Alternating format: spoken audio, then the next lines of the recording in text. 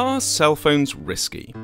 Cell phones are everywhere. There are over 6 billion cell phone subscriptions worldwide, nearly one for every man, woman and child on the planet, and many people claim they can no longer live without them. But are they safe? Is it possible that something so near and dear to us could be risky?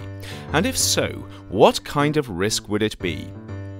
For starters, most cell phones these days use lithium-ion batteries which, as a previous Risk Bytes explored, can present a fire risk if you abuse them.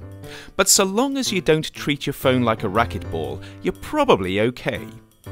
Then there's the non-ionizing radiation. Like other wireless electronic appliances, cell phones use high-frequency radio waves to do their thing. These radio waves allow the phone to communicate with satellites, computers and other phones, which in turn allow us to communicate with each other. What makes cell phones different from other wireless appliances is that we have a habit of holding them next to our heads. So it's perhaps not surprising that researchers have asked if there's any risk associated with extended exposure to cell phone radiation. To put it bluntly, they want to know, can cell phones give you brain cancer? Researchers in the United States, Sweden, Denmark, Switzerland, the UK and other countries have been looking into the question since cell phones first hit the market in the 1980s. For years they have tracked cases of phone usage and brain cancer across time and geography. After decades of research and massive studies using hundreds of thousands of people from multiple countries, the answer is a resounding probably not. In 2011, the World Health Organization pulled together a group of experts from around the world to review the available data on cell phone radio waves and cancer. Their conclusion?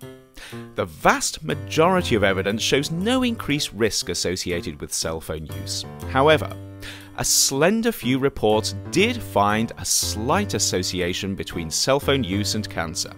So the WHO, being a cautious body, declared cell phone radio wave emissions to be a possible human carcinogen. What does this mean? Simply that there isn't enough evidence to be sure either way. We can't say that cell phones are unsafe, but we don't know if they are 100% entirely safe yet either. That may sound scary, but before you cancel your phone subscription, consider that this category of possible carcinogens also includes coffee and pickled vegetables.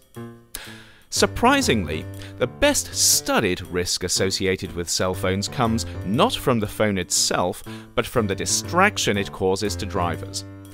We'll dive into that another time. But until then, don't forget to subscribe and stay safe. And whatever you do, don't watch Risk Bytes while driving.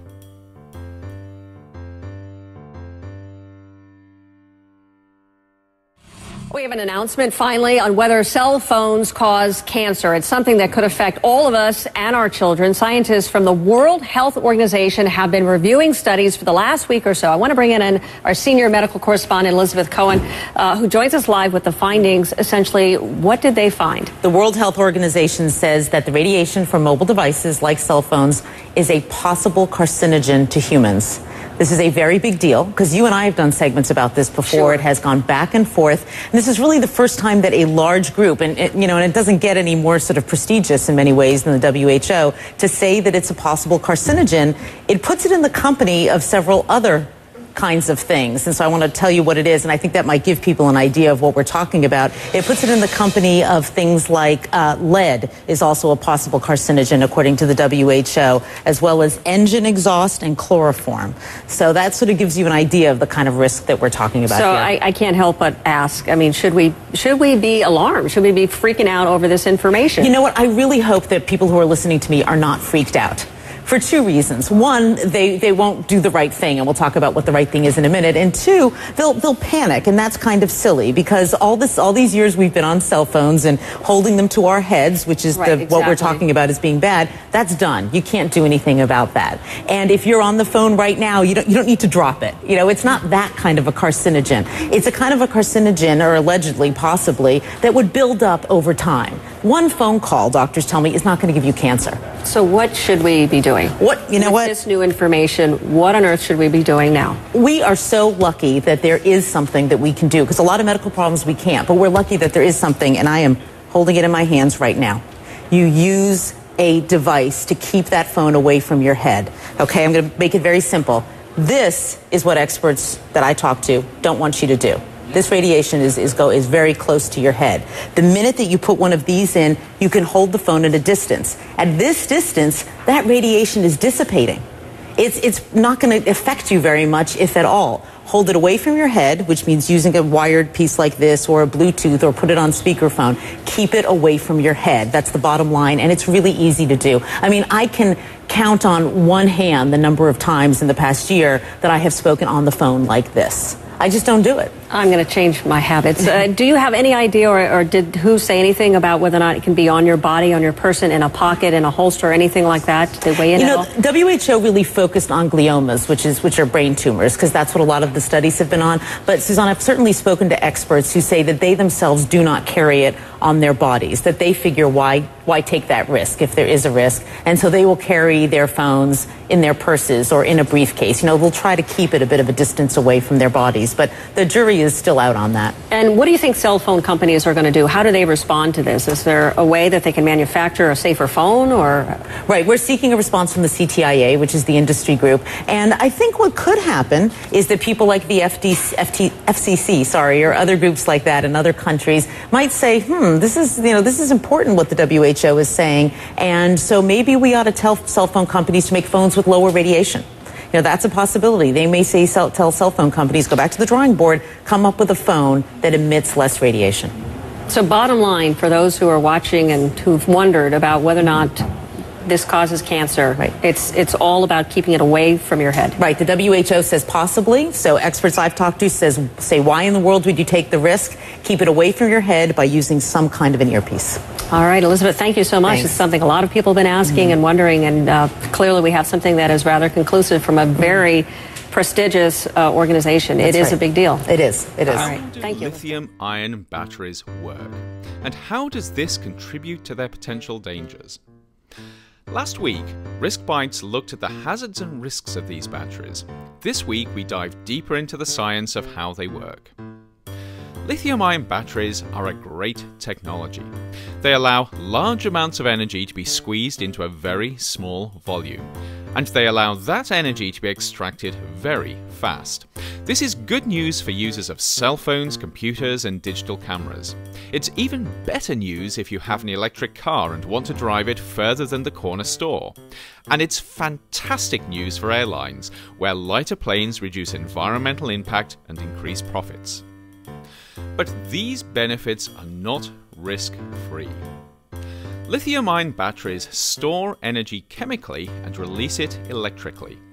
Lithium-rich materials such as lithium cobalt oxide, the battery's positive electrode, is separated from a lithium-storing material such as carbon, the negative electrode. The stuff that separates the electrodes, the electrolyte, allows positively charged lithium ions to move from one material to the other. This electrolyte is usually based on an organic solvent. When the battery is charged, lithium ions are pushed up a chemical energy slope from the positive electrode into the negative one. Now we have an electrode stuffed with lithium that wants nothing more than to slip back down that energy slope to where it came from. But it can't do this without some help. In moving the lithium from one electrode to the other, a second energy slope has been created, an electrical one. Each lithium ion that moves to the carbon is associated with an electron that would love to slip back down to the positive electrode, but it can't unless an electric connection is made. Making this connection allows the electrons to flow, and for each electron that makes the journey, a lithium ion is kicked out of the carbon and slides down the corresponding chemical energy slope. Electrons flow, ions move, the battery discharges, and work is done. So far, so good. The battery can store a lot of energy because you can squeeze a lot of lithium ions, which are relatively small, inside the carbon electrode. And because the ions can move easily between the electrodes, the energy can be extracted fast, which means lots of power. So where are the hazards, and what turns these into risks? The primary hazard, the thing that leads to the most safety problems with lithium-ion batteries, is the electrolyte.